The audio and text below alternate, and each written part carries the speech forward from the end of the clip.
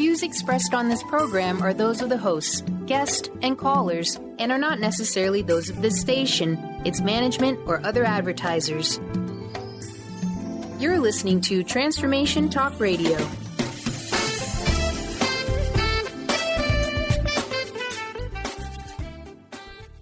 Hi, welcome. This is Dr. John DeMartini. This is one of the most amazing and inspiring shows that you can listen into. If you want to be on the edge of your seats, if you want to open up your heart, if you want to expand your mind, and you want to meet incredible people, stay tuned because you're just about to experience a transformative radio show that will change your life. And you're listening to the Dr. Pat Show that's coming up right next. The following audio is via a Skype call.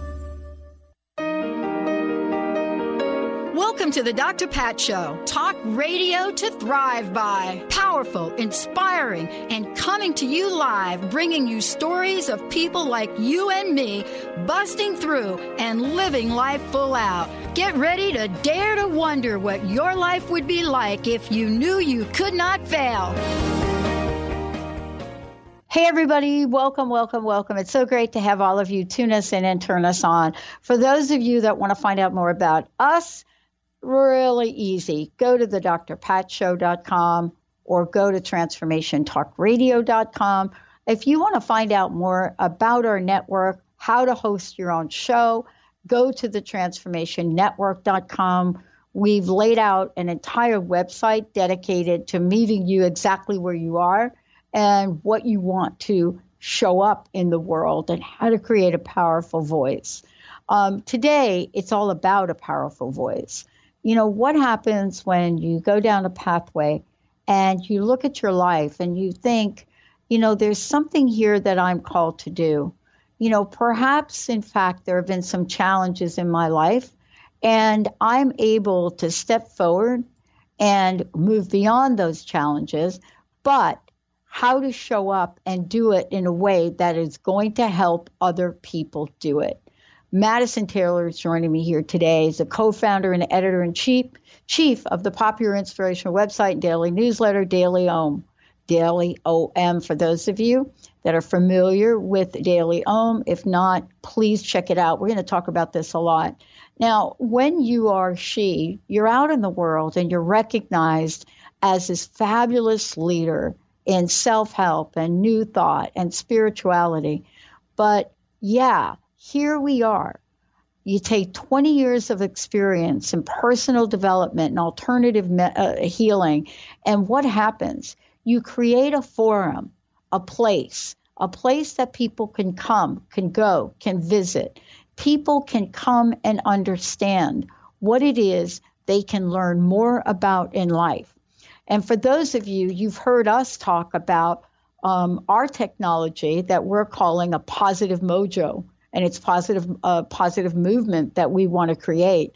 And yes, I did say we are creating a positive politics channel. Yes. So I know you keep emailing me about that, but it really is true. That is what we're doing and launching it in September. But for those of you out there, if you're her, you've now got this book called Unmedicated. Unmedicated, the 4 pillars of natural wellness. What does that mean? What it means, if you're like me and you're like she, you go down a pathway, something happens to your body, you think there's only one way to fix it, and then you find out that's not true. But what if you didn't want to do that? And how about those of us that perhaps are, anxiety, depression? We hear it over and over and over again. I just heard it this morning by the former Cleveland Browns football quarterback, Johnny Manziel, talking about what he went through. But now, guess what? Madison's joining us here today because she's got something to say and say it well. Madison Taylor, everyone, the author of Unmedicated. Madison, it's great to have you here. Welcome to the show. Hi, Dr. Pat. I'm so happy to be back with you again. It's really cool. I mean, part of this is I love not knowing what I don't know. I love being in that space because I pick up a book like this and I open it up and then I look at what you're doing in the world and I think about, okay, what is it that is calling your message to the forefront? And then I think about, is it the former football quarterbacks that are getting ready to play in Canada that says, my gosh, I was depressed and now have bipolar disease? Was it that? Was it maybe hearing a story about how an athlete can heal his body in less than 3 months and find out how he does it? And it's as if he's reading from your book. But what is it for you, Madison? What is it that got you up to write this book? Well, I have to say this book's been many years in the making. And to be honest with you, I started writing it about 5 years ago, maybe 6 years ago, and I would write a little bit, and then I'd put it away, thinking, no, nobody's going to want to listen to this. Nobody's going to believe me. Nobody wants to hear this information from me. And I was doing some really good self-sabotaging. And then I'd take it out again and write a little bit and put it away. But then the urge and the knowing became so strong that I couldn't put it away anymore. It was that inner drive where it was almost impossible to not get up every day and write this book. And I felt the push from Spirit. I felt that they had my back and was sort of propelling me forward to get this information out into the world. This is really what happens, though, when we get tapped. I mean, I'm talking to you because I was like really miserable. Depression is not even the word that I think we use anymore to describe that. And, you know, out of that, something inside of me got stirred up about how absolutely useless I felt about myself and my life. And my friends would look at me, Madison, and they'd say, get over it. You just finished the doctoral program. You're acknowledged for your research. What's wrong with you? Yeah. And I didn't have an answer, but I'm not sure that I know you've heard that before. Well, you know, I'll be honest with you. I thought depressed people weighed 800 pounds and sat on the sofa all day and watched TV and ate pizza and ice cream. That, to me, is what depression looked like. I don't know where I got that version of it. And I think the reason that I did think that's what it looked like was because there's, you know, so much shame surrounding the word depression. And so we don't tell anybody. And like you probably presented a great face to your friends, as did I. I fooled everybody because, you know, deep down inside, who wants to be known as the one that's depressed? Because there was just such a stigma and such shame associated with it. And so I went out the door and I smiled. And I was nice. And I was pretty functioning for a long time until I became unable to function. And so, you know, depression doesn't have a look to it, right? It's not, you're not wearing a cast or a Band-Aid. You look healthy. And so people don't want to believe that we're not well. And the other part of that is people then don't know what to do with you, right? Like I lost a lot of friends because, you know, I couldn't leave the house or I had too much anxiety to go to the movies or whatever it was. And so people slowly drifted away from me because they didn't know what to do with depression. And you know, I want to take the lid off of that. Yeah. I love that we're talking about this because, you know, I didn't even know that I was feeling what I was feeling. I didn't know it. See, I actually thought that, wait a minute, you're just going to pull yourself together because you look successful on the outside, right? You know, we look successful on the outside, but it isn't until something happens that we have to make a change. And that's what your book is about, isn't it? It's about helping us understand what we can do and the reality that there is something that must be done. Absolutely. I am nobody special. I put my pants on one leg at a time like everybody else.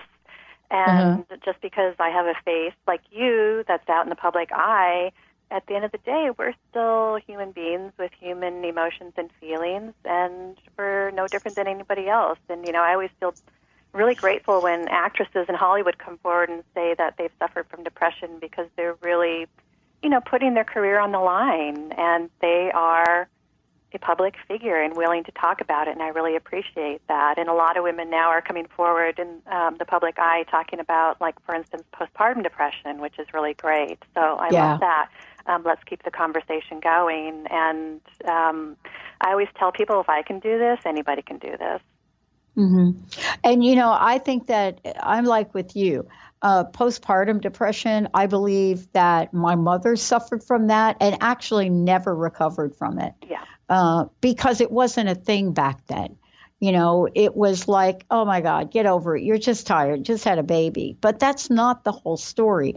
There is still a stigma out there around not being like happy, slappy, happy, not depressed, chipper. I mean, there's this idea that we're not allowed to be down a court ever. And then what if we actually talked about it with the people that we love? I mean, it's easier, as most people are finding, not to do any of that and to medicate. But this is a different book because this is about knowing what other options are, right? Yeah, and it's really about taking action and putting yourself in the driver's seat of your life, because there you go. When we medicate, we're not in control of our life, and we've had a blanket put over us, and someone else is driving the bus. And I don't know about you, but I want to be driving my own bus. Yeah, I actually do too. But actually, I'd rather be driving my own Harley Davidson. So let's change that. Yes. let's take a short break, and when we come back, we're going to talk about, well, and this is really a true story. We're going to talk about, you know, what does it mean to not be doing the things you love in life, and what is it that Madison is sharing with us today that are all about these 4 pillars of natural wellness. You know, you guys have heard me talking about natural wellness, natural health now for 15 years. But what is it now that we could know and learn and do something about? And then we're going to tell you how you can spend some time with Madison as she's coming to Seattle. So let's take a shorty, everyone. We will be right back.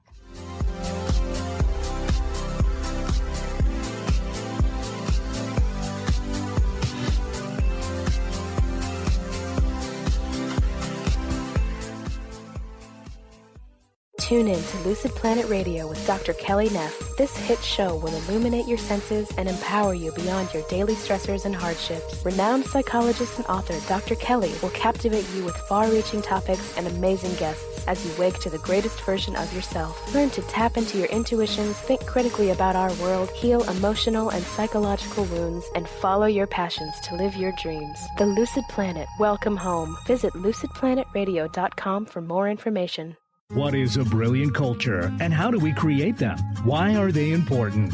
Claudette Rowley has created a breakthrough 5-step process to help you align your culture with your business strategy for exceptional results. Looking for a culture that drives organizational excellence? Listen to Cultural Brilliance Radio, the 2nd and 4th Friday of each month at 10 a.m. Pacific and 1 p.m. Eastern on Transformation Talk Radio. To learn more or work with Claudette, visit culturalbrilliance.com.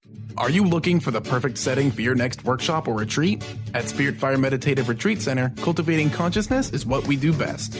Our guests count on us to create an atmosphere that supports serenity and well-being. We lead from the heart and create space for the mind. Freshly prepared meals designed with local and organic ingredients, 95 acres of beautiful woods and pastures, and a facility built with green in mind. This is what you'll find at Spirit Fire. For more information, visit spiritfireretreatcenter.com. Do you ever feel as if you're working twice as hard but only getting half as far? Are you trying to connect with your path in life and finding it elusive? Mainstream Metaphysics Radio is a weekly call-in show where we harness our connection with the universe and use what is in our power to affect change for optimal success and happiness. This hit show bridges the divide between what is and what we do not know. Eve, named one of the country's top psychics, also known as the MBA Psychic, invites you on this journey for this live call-in show with readings, featured guests, leaders, and visionaries in both business and spiritual callings. So join Eve Thursdays at 10 a.m. Pacific, 1 p.m. Eastern on TransformationTalkRadio.com as she takes metaphysics mainstream. For more information about Eve, visit EliteTarot.com. That's EliteTarot.com. Best-selling author, spiritual life, and business coach Joe Nunziata brings his higher energy and no-nonsense style to people who are ready to make powerful changes now. Wake up, step up, power up with a shot of Joe. Join Joe the second and fourth Wednesdays at 3 p.m. Pacific, 6 p.m. Eastern for 30 minutes of high energy, no nonsense, and powerful tools to make powerful changes. Visit joenuns.com. That's JOENUNZ.com.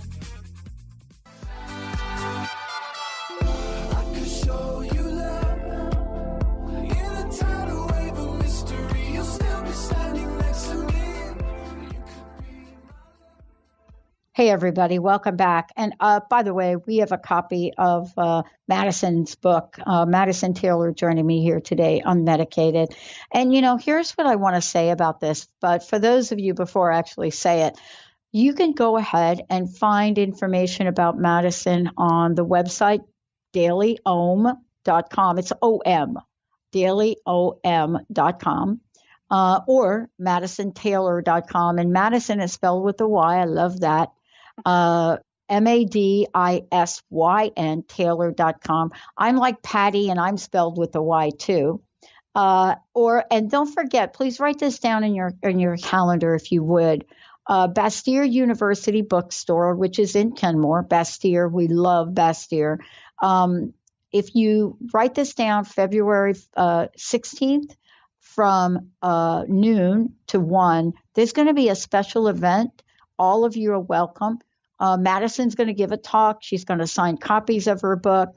And Bastyr is a great place to hang out, folks. Just great. I mean, you go there and you already feel better. Madison, thank you for today, right? We're talking about the 4 pillars of natural wellness. And I think if you'd have told me 15 years ago when I started this that I would be such a believer, I probably would have just looked at you like, no, I don't think so, right? Mm-hmm. But 6 months, on April 1st of 2004, I came down with the mystery disease. My life changed. The only thing I could do was buy airtime and talk about a completely different venue of holistic positive living. But here you are today. You're living this, you're breathing it, you have a fabulous publication about it, and now you've written a book. Because what I love about what you have in here, this is for everyone, no matter where they are, to get started. Let's talk about Pillar 1, because I think it's one of the most important things for those of you out there, even if you're not like, okay, no, I'm not, that's not me. This is how it can never be you if you listen to this. Let's talk about clear your mind and what you discovered about it for yourself over time. Yeah.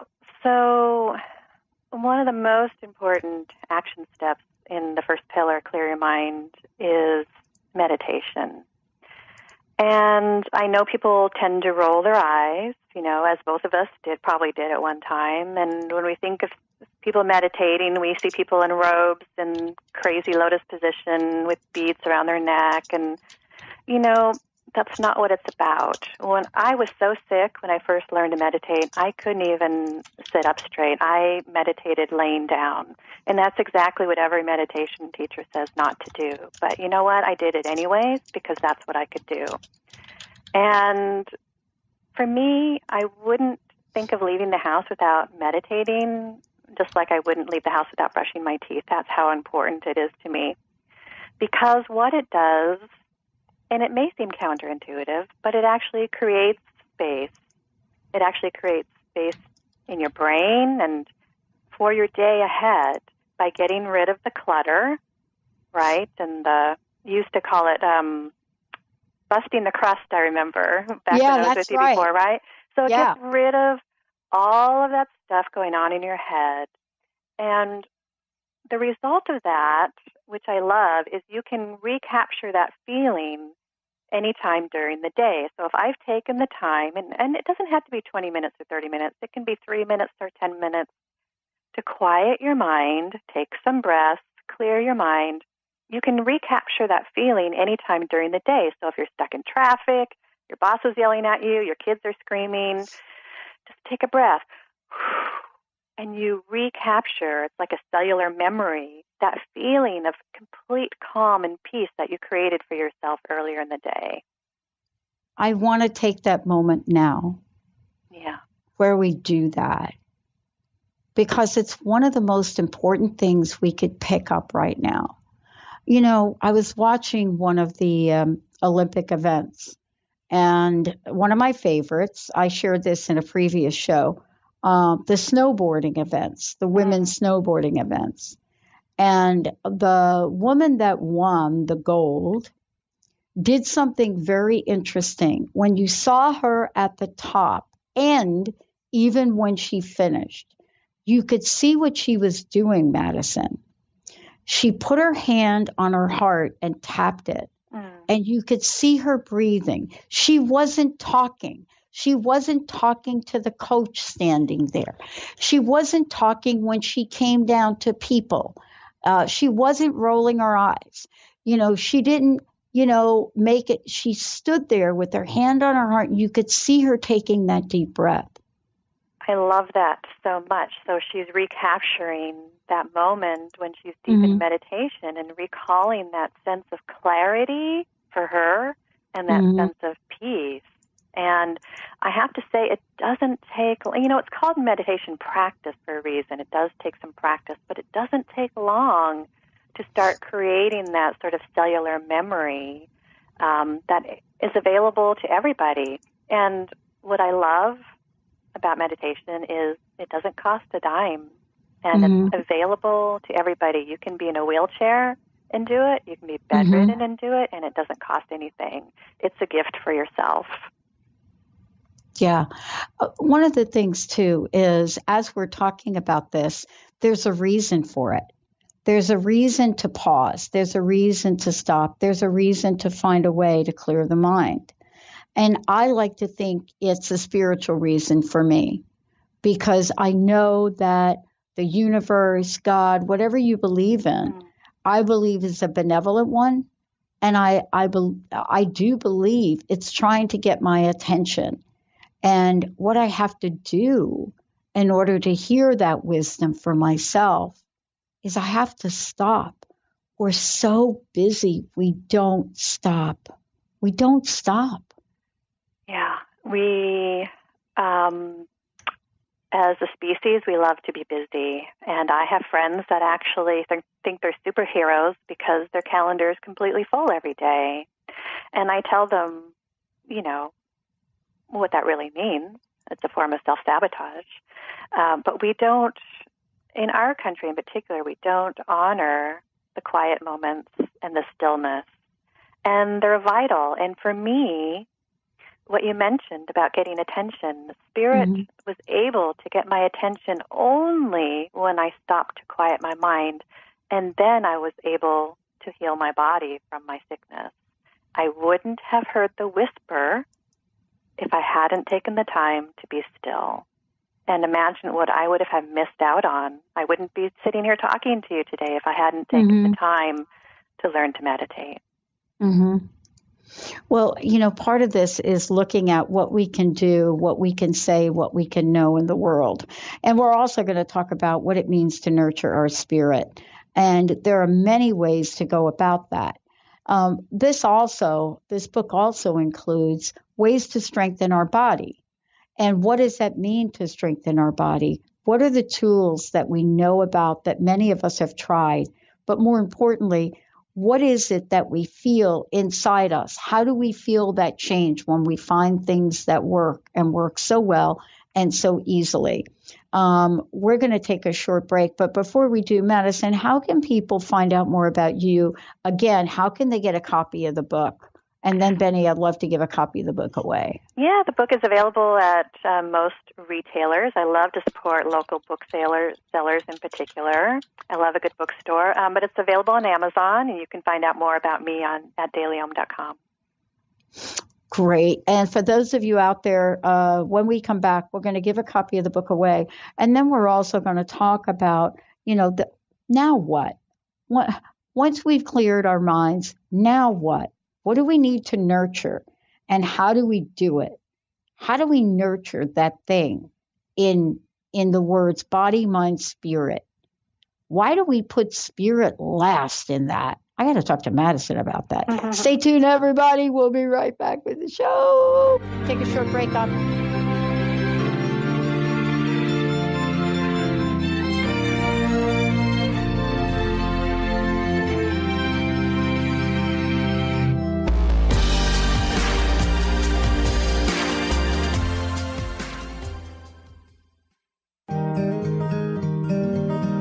Curious about the meaning of life? Do you want to deepen your spiritual practice? The School for Esoteric Studies offers online training to spiritual seekers from all paths of life and individual coaching. Our courses synthesize Eastern and Western spiritual traditions based on meditation, study, and service applied to everyday life. The school also organizes group meditations each year to benefit humanity. Whether you're just beginning to reflect on the spiritual side of your life or are a more experienced spiritual seeker, the school warmly welcomes you to join our group. To learn more about our courses and services, please visit esotericstudies.net. That's esotericstudies.net.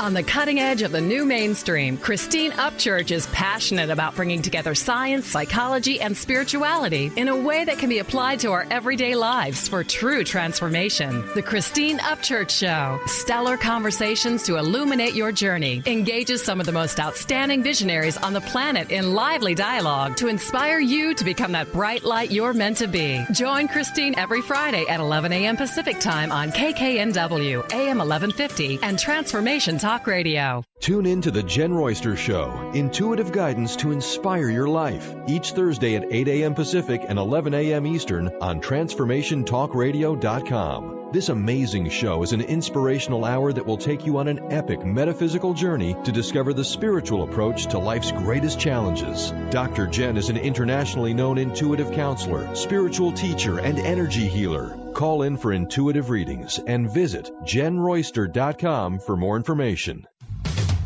A word of caution: if you prefer the status quo and you are not interested in improving every aspect of your life, this book will trigger the shift out of you. The Truth is Funny, Shift Happens is available now. Author Colette Steffen brings the powerful knowledge and life-changing energy and empowerment from the radio airwaves to the pages of her new book. To get your copy in paperback or ebook, visit thetruthisfunny.com today. Amber Teal, founder of The Healthy Edge, is bringing you the hit show Healthy Edge Radio, living with power, passion, and purpose. Amber provides the support and tools necessary for you to finally release the weight and emotions that are hidden beneath the weight. Tune in each month on Transformation Talk Radio.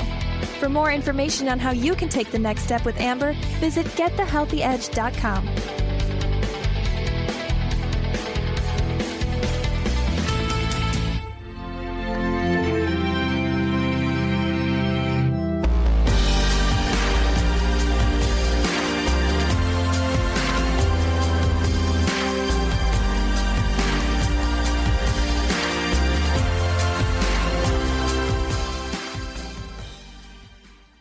Hey, everybody. It is so great to have all of you tune us in and turn us on. So thrilled Madison's going to be coming to Bastyr University. And as I said before, if you want to find out more about her trip, about her book signing, you can check it out at Bastyr. But it's going to be Friday, February 16th from noontime. It's free. Everybody's welcome. You can also find out more about Madison. Go to dailyom.com. That's dailyom.com. And Benny, let's go ahead and give a copy of Madison's book away. First caller, 1-800-930-2819. 1-800-930-2819.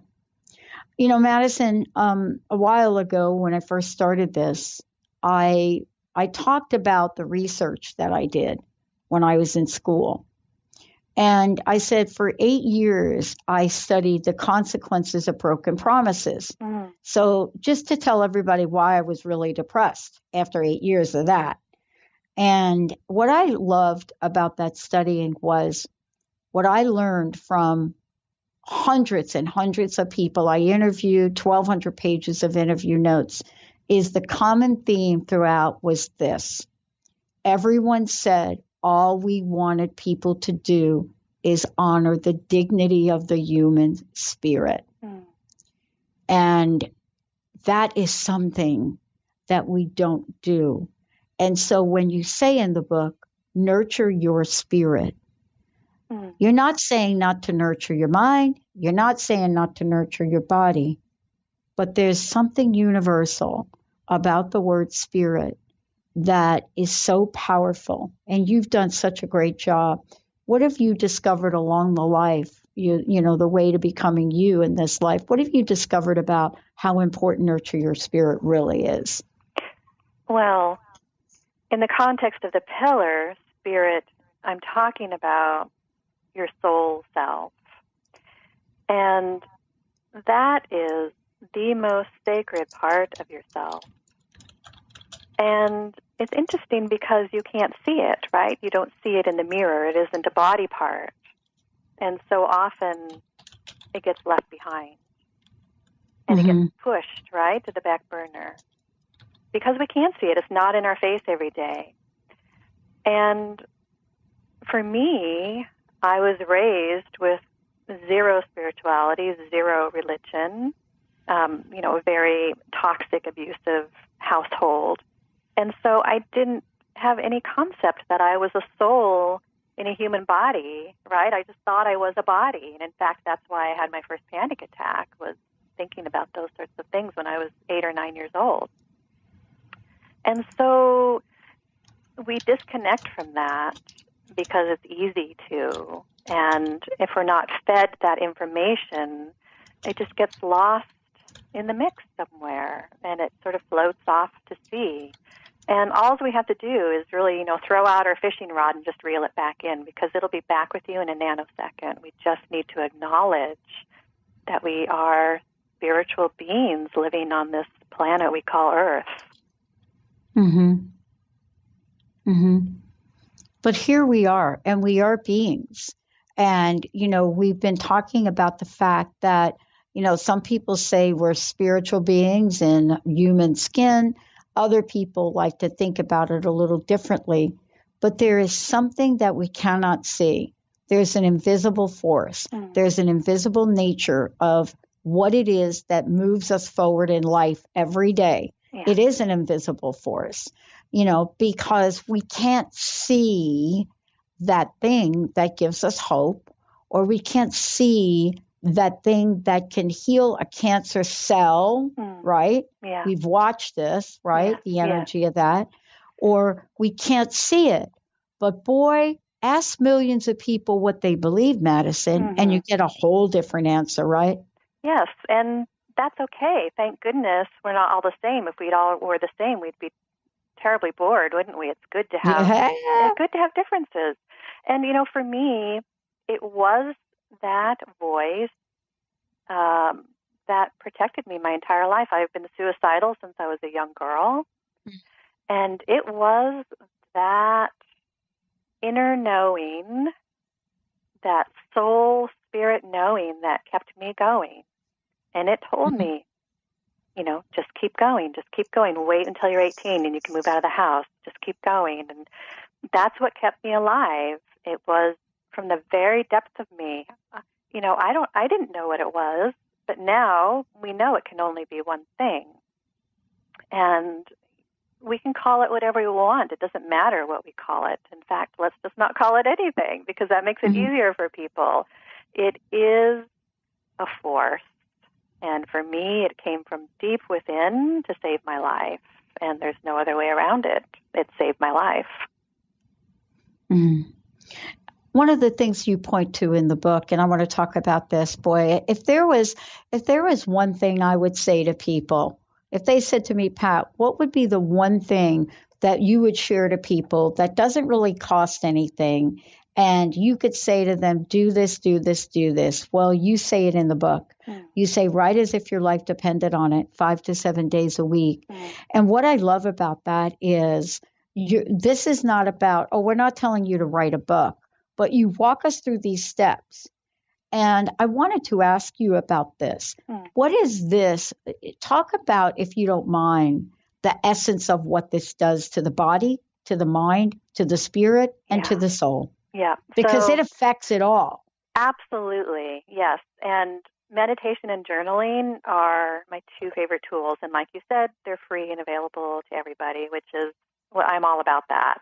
And in fact, I journal in little cheap journals. Like, I feel like my feelings and thoughts aren't quite worth these beautiful, expensive leather journals. So, I get these cheap 99-cent spiral-bound journals at the drugstore. And journaling also receives a little bit of eye rolling, the same as meditation, because people say, I don't know what to write about. I'm not a writer. I'm not a good writer. And that's all excuse. That's hogwash. Because nobody's reading this but you, and this isn't for anybody else except for you. So it doesn't matter if you have messy handwriting. It doesn't matter if you can't spell. It doesn't matter if you have poor grammar. We don't care about that. What we care about is shifting your thoughts. And this is the gift of journaling. And I always love to give this analogy of a train. And if you're just thinking your thoughts, let's say you're in the shower thinking about your life and your problems and trying to work through some issues, and you're in the shower shampooing your hair, scrubbing your body, as soon as you hit a wall or a spot that's a little sticky or makes you feel bad, you stop thinking that thought, right? Because why would you want to keep thinking the bad thought or go there? And so you don't. And so with journaling, you're on your sofa, you've got your cup of tea, you're cozy, you're safe, and you're forced to slow down. The physical action of writing forces your brain to slow down. And then what happens is you get to go to places that you haven't been before. And so back to the train, when you're just thinking your thoughts, you're on this train track going steady, straight ahead, right? Your whole life, choo, choo, choo, straight ahead. But what journaling does is it enables you to slow down enough and shift tracks. You get to jump tracks. So now you're going off in a different direction. And that direction, I guarantee you, is where the good stuff is and where the healing lies for all of us. So just the simple act of putting pen to paper without judgment helps you shift tracks to get to the good stuff. And what we're doing is we're slowly peeling back the layers of that onion, right? Because the healing is at the center. And we want to ultimately reach that place of healing. And that is by slowly peeling back the layers through writing. What do you find, Madison? Here's my question. What do you find is the sticking point for people? And what I mean is, I love that you just sit down and write. Don't worry about grammar. Right. We're not really looking for even complete sentences here. No. And I want to make sure folks know what this does, right? Because this is a way to express emotions as well. So let's just be clear about that. It's not just about writing, oh, gee whiz, dear journal, I had a great day. Because maybe some days you're not. Yeah. Can you talk more about that? Because I think it's so powerful. We don't talk enough about this. Yeah. So in the book, I have some journaling ideas of what to journal about. And if you don't want to do those things, or you don't know what to journal, because you're right, you shouldn't be writing, oh, it was a beautiful day today, this is what I'm going to do today. We don't want facts. We want feelings. There you go. And so I start at the top of the page and I say, please reveal to me what it is I need to know. And you can address that to your higher self, to God, whoever you want. Please reveal to me what it is I need to know. And then go to town writing. Don't judge yourself. Don't edit yourself. Don't go into that sabotage. And just let it flow out of you. Because It'll come. And I have to tell you, I won't curse on your program, but I'm going to say that when I first started doing this work, I had so much anger hiding under the fear, because that's what hides under fear is anger. And for the first 3 days of journaling, I just wrote the F word on the page for like 10 or 20 minutes. F word, F word, F word, because all that was the anger coming up. And of course, I judged myself and thought it was horrible. But now looking back, it's like, beautiful, wonderful, good job. Let's get that out. And if that's the F word for 3 days, so be it. And, be an acceptance of, hey, this is me. I'm fully bringing it to the page. And that's what came out. Yeah. Yeah. And the thing I love about this is we're not judging anybody. And so we want to invite people not to judge themselves here, because we are sometimes our own worst. I mean, we can go absolutely to the depth and the breadth of how we're not great people in the world. Yes. And that's part of the thing to be mindful of. I want to just mention too is, and Benny, I'd like to go ahead and skip this break. You also say to write a letter for yourself. And let's talk about that as also a way to help set an intention to strengthen our body, because that's what we're talking about next. Yeah. So I like to work a lot with the term forgiveness, and often the person we need to forgive first is ourselves. And that's overlooked a lot, right? We love to point the finger at other people, but we never point the finger back at ourselves and say, wow, I really need to forgive myself, because, as you alluded to, we are so unkind to ourselves, and especially unkind to our physical body. And so for me, I had to do a lot of writing in that arena. I am so sorry, body, for the unkind things I said to you. I'm so sorry for calling you this, for calling you that. I'm so sorry for doing all those drugs in my youth because I didn't know how to deal with my feelings and my depression. I'm sorry for practically drinking myself to death. I'm sorry, liver, for having you do all that extra work, and just really setting up an apology to your beautiful body, mind, and spirit. And, I don't know a single person that hasn't said unkind words to themselves. And we are so, so hard on ourselves. And we're beautiful beings on this planet. We need to be kind to ourselves. Imagine how your body feels. Just think about all the things you've said to your body. Imagine it, having ears, because we do, and taking all of that in. And when I first realized that I did that to my body, I fell to my knees and wept. I couldn't believe how unkind I'd been to myself, and I just was on my knees weeping, and that really started me on my path to apologizing to my own self. And so I decided to write a letter to myself, and it's in my journal. It's not separate. It was just journaling work. And, I could really feel the shift occur when I wrote it fully expressed from my heart. Mm-hmm. Part of this, too, is looking at now that we're writing this, and now that I know what I've done to my body, there are some amazing things that you've put in the book. And, I wanted to touch upon them if we could.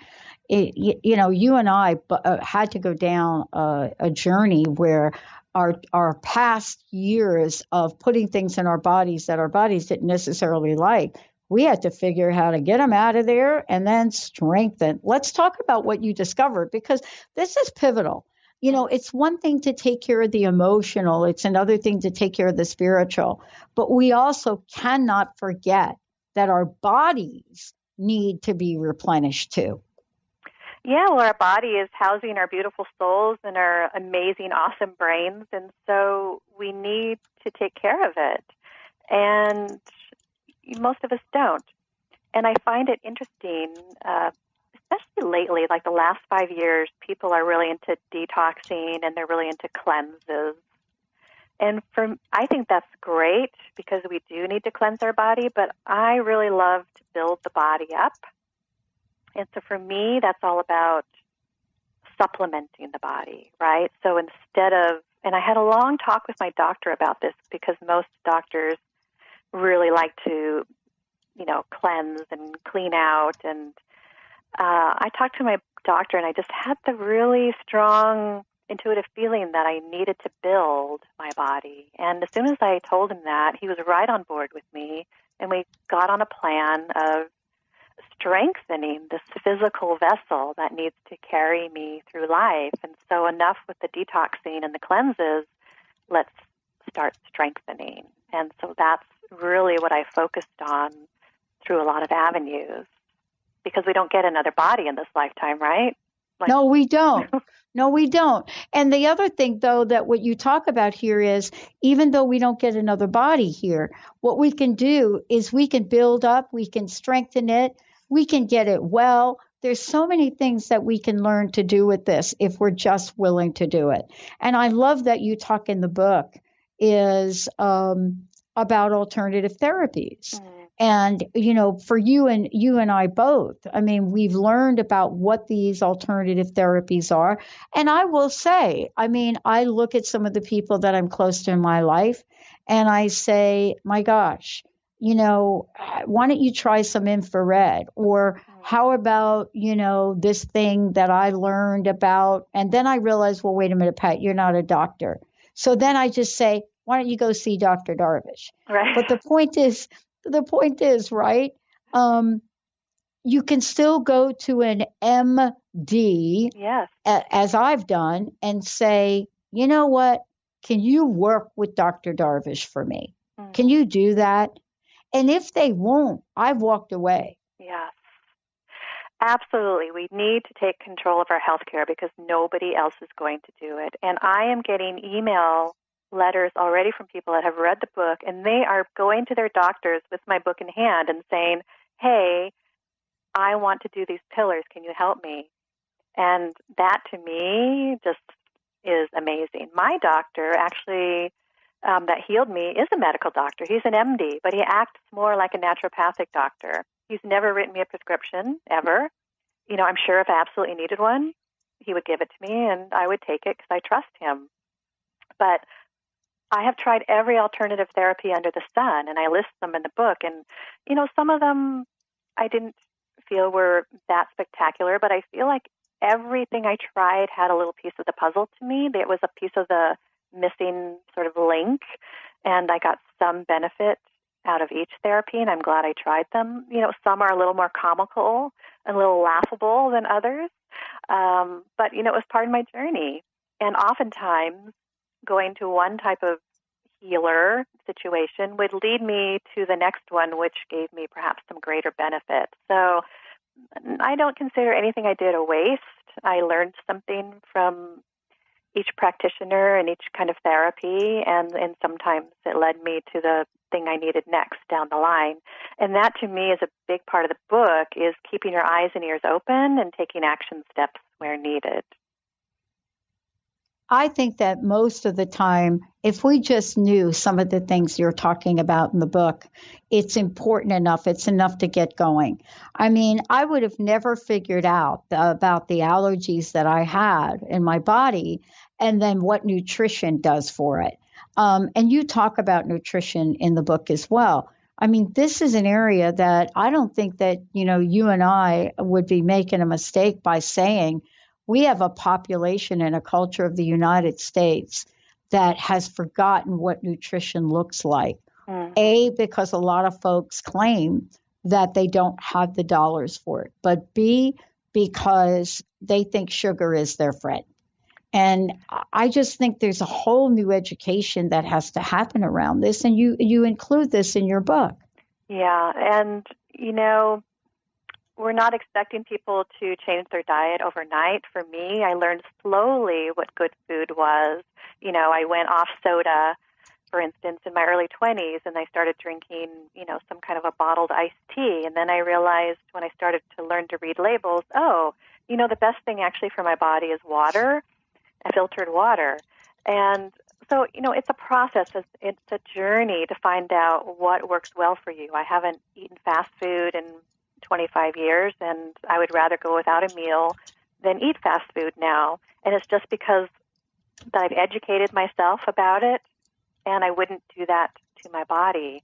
For me, sugar was the go-to thing. That was really almost better than any drug. However, it's not labeled as such. And for me, what sugar did, it essentially sort of put a blanket over my feelings and sort of muffled everything and made it okay.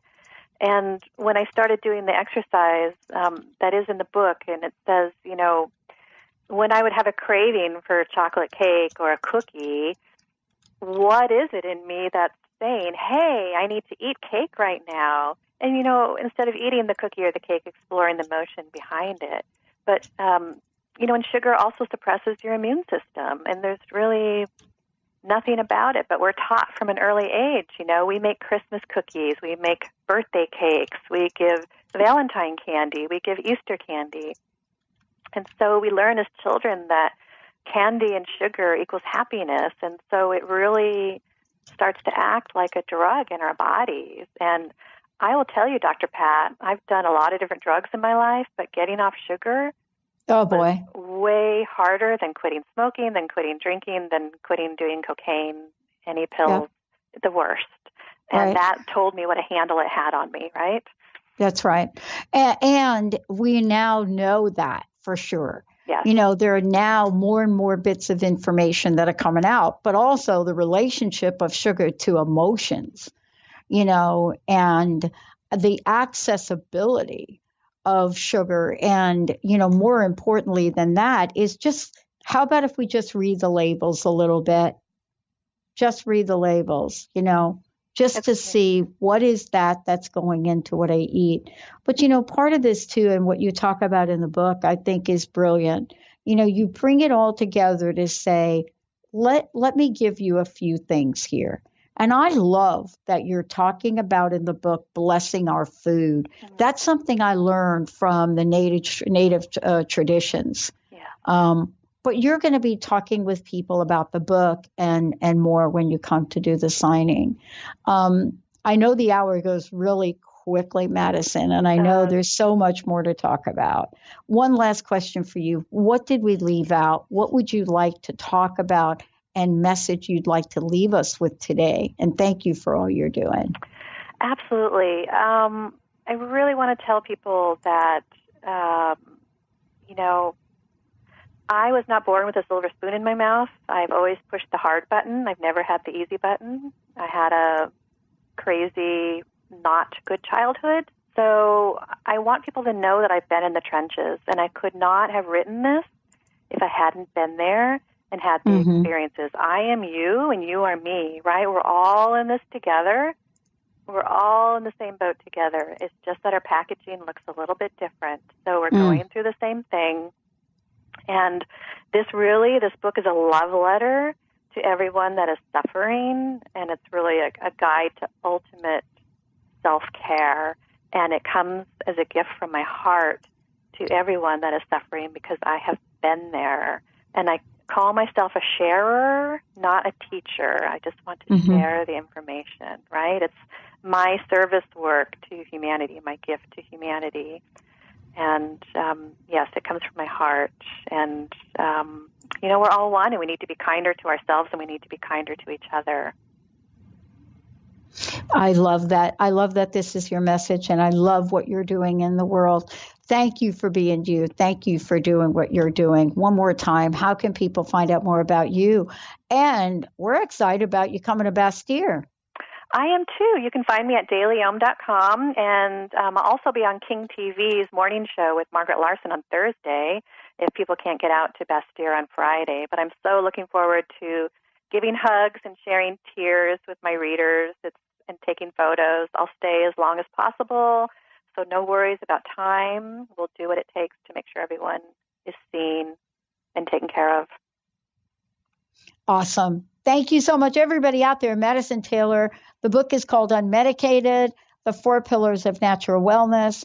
But don't forget to go over to what I'm telling you. I just can't believe what she's created at the Daily Ohm. Go to dailyohm.com. Find out more about that. Sign up. Get your dose of Daily Ohm every day. And thank you all for tuning us in and turning us on. And Madison, thank you so much for today. Thank you. It's been a pleasure.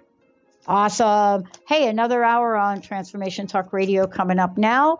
Stay tuned. See you later.